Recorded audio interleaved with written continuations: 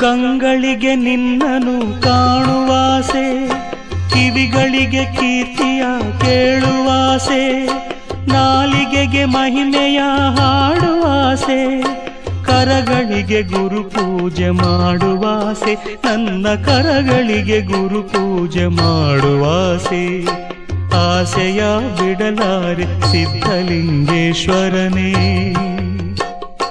ಆಸೆಯ ಪೂರೈಸು ಬಂದು, ಆಸೆಯಿಂದಲಿ ನಿನ್ನ ಸನ್ನಿಧಿಗೆ ನಾ ಬಂದು, ಕೈ ಮುಗಿದೆ ಶಿರಬಾಗಿ ನಿಂದು ತಂದೆ, ಕೈ ಮುಗಿದೆ ಶಿರಬಾಗಿ ನಿಂದು.